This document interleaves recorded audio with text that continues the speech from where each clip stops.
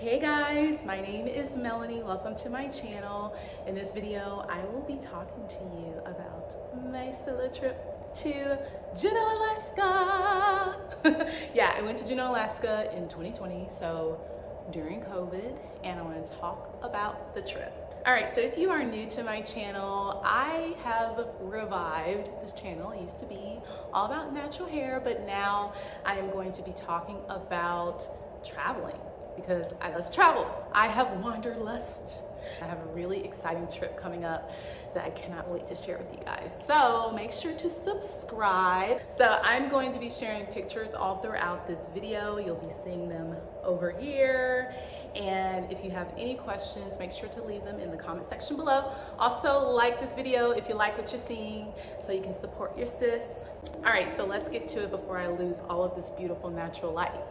So the reason I decided to go to Juneau, Alaska and to do a solo trip was because I was going through a divorce.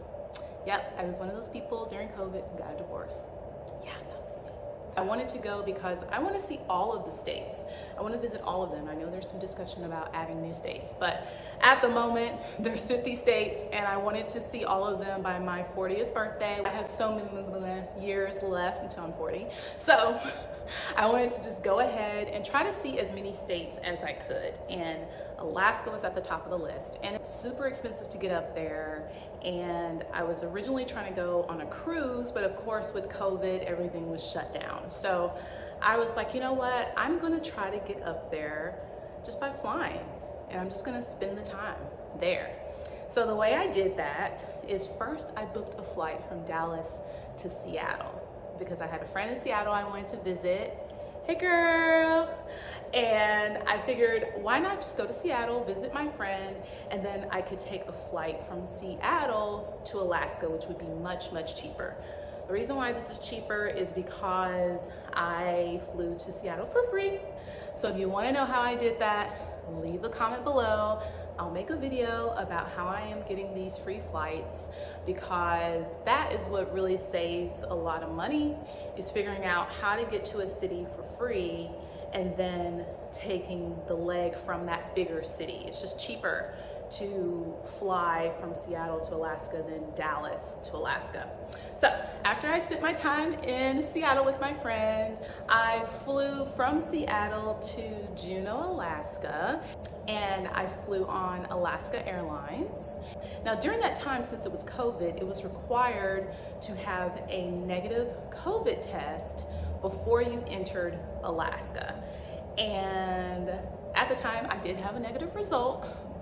There was a time that I didn't. If you want to know about how I got COVID, leave a comment below and I'll make a video. I just want to make sure that I'm creating story times that people actually want to watch. So if you want to hear about that, let me know and I will create a video about that. So once I got to Alaska, I had my negative COVID test in hand. It was super easy to make it through security because they had a line for people who already had taken the test, and then they had a line for people who had not taken it yet. I was one of the people who had taken the test. So I was able to just speed through, and it only took about 5 or 10 minutes, which was really crazy. Other people had to take the test in the airport, and there was a really long line, and I was just really happy that I didn't have to do that. So after I got out of the airport, I went to my car rental and I drove to my Airbnb.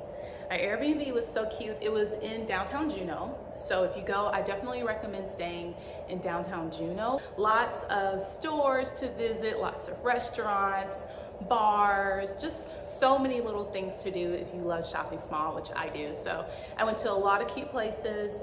Make sure to check out my website because I have a blog over there that talks all about the places that I visited. So if you want to know exactly where I went, check it out. I had the best food. If you love fish, you will love Juneau because the fish was amazing. I had the best food. It was so good. And I had the best fish sandwiches. I was eating them every day. I love ciders, and they had an Alaskan cider there that was incredible. It was just so great. Like, it exceeded my expectations. The weather was still cold. It was in the 50s, which I'm a Texan, y'all, okay? So anything below 60 degrees is freezing. I had my puffer jacket on. I had another little jacket on that was helping me with the rain. But other than that, like, it was so chill. I loved it. I loved my Airbnb. They had steps. There was not an elevator.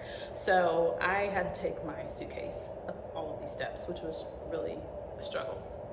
I was struggling.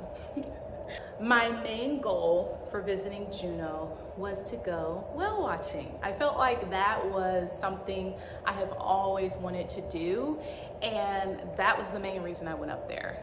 At first it was a little scary because I had a hard time coordinating the whale watching because it was during COVID. So there were no cruise ships that were going in and out of Juneau. And it was really hard to convince the captains to let me go on a solo tour because they were like, oh, that's gonna be so expensive. But I was like, look, I really wanna do this. This is a trip of a lifetime for me. So finally, I found a captain who was willing to take me out whale watching. And it was just myself, the captain, and his deckhand. It was really cool because they had all of this information about the whales, and it was just really cool how they had everything organized. And so we were able to see a whale, like it had its fins that flew up, and they had a whole book that just showed you how they identified which whale it was based on the fin markings, and it was just amazing.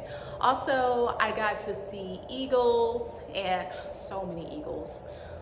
They were feeding the eagles. I got to see seals, and they were so cute. They were just sitting there hanging around, and they were just like, what? We're just doing our thing. I got to see little otters. They popped their heads up out of the water, and obviously I got to see some whales, which was really cool. So after doing whale watching, I definitely wanted to see the glacier. So I went to the glacier. It was really easy to get to. Like, everything is just on this one road. And it's a really small city, so it was easy. I was like, oh, I want to see the glacier. And everybody was like, okay, just go down the street and you'll see the signs. And I was like, okay. So I went to the glacier, and it was beautiful, you guys. Now, granted, because it was COVID, there were not all of these fancy tours going on. So I'm sure if you go another time, you would be able to go during a really cool time where you can do excursions and stuff. But I was satisfied with just doing a little hike and learning about the glacier and reading all of the little clacks or whatever they're called.